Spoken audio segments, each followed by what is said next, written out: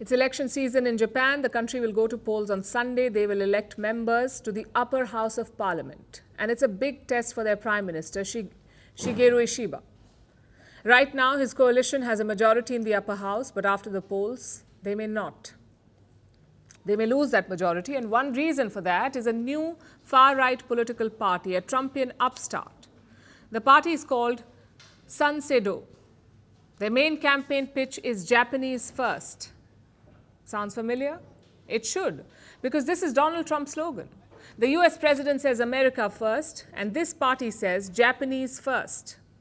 They are projected to win 15 to 20 seats in the upper house. That's out of 125 seats that are up for grabs. They may win 15 to 20. Again, this is familiar. Just look at far-right parties in Europe. They never win enough seats to form government, but they win enough to trouble the mainstream. And it's the same in Japan. The Sanseito party is nowhere close to power, but they're shaking Ishiba's chair. The question is how?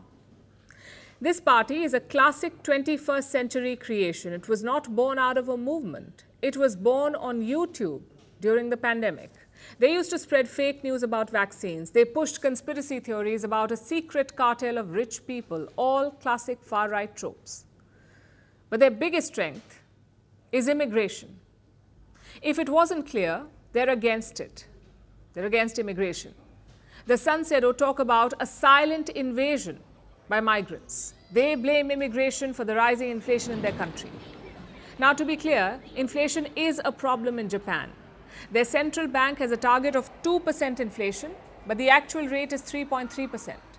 And it has been above this target, the 2% target, for 39 months now. And food is the big problem. Rice prices have doubled since June last year. So the Japanese are feeling the pinch. Enter the Sanseito party. They have given the voters an easy villain to blame, immigrants. Just look at the numbers. There are 3.8 million immigrant residents in Japan. That's an all-time high, 3.8 million immigrants. But in terms of proportion, it's tiny. Migrants make up just 3% of their population. Compare that to the US, where the figure is more than 15%. So technically, immigration is not a problem in Japan. Just one difference, though. Japan is not America. America has always been a melting pot country. Japan has always been more isolationist. They have never needed or welcomed immigrants. Which brings us to the politics. The Sanseito party has tapped into these sentiments. Their success has forced mainstream parties to do the same. Prime Minister Ishiba has set up a task force. It will investigate crimes committed by foreign nationals. And I know it's a bit odd. Why can't ordinary cops investigate these crimes? It's the same law, it's the same jurisdiction. So why do you need a different task force? Clearly for political appeal. To tap into the anger against foreigners. But the root of this anger is not actually migration. Many experts say it's over-tourism. Since the pandemic, the floodgates have opened. Some 21 million tourists visited Japan in the first half of 2025. Japan is a top tourist destination in Asia. Of course, this brings in a lot of money and foreign exchange, but some locals are not happy. Higher tourism tends to drive up inflation. It is also putting off the locals. And we saw an example of that earlier this year. Japanese officials blocked the view of Mount Fuji from a shop. It used to be a popular tourist spot. But officials boarded it up after complaints. So while inflation may be the top poll issue, the root concern is foreigners. And this new Sanseito party is cashing in. They have some 400,000 followers on YouTube. That's the highest for a Japanese party, also 3 times more than the ruling party. Of course, a higher following on social media does not guarantee success in elections. In many cases, it may also exaggerate a party's true popularity. Nonetheless, it will encourage Sanseito. They may make a splash this time. But can they do it consistently? That is the question. As for Prime Minister Ishiba, this is do or die. His coalition lost its majority in the lower house last year in fact, and this year, they lost local polls in Tokyo.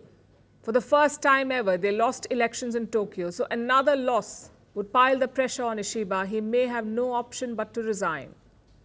We'll be tracking the results closely.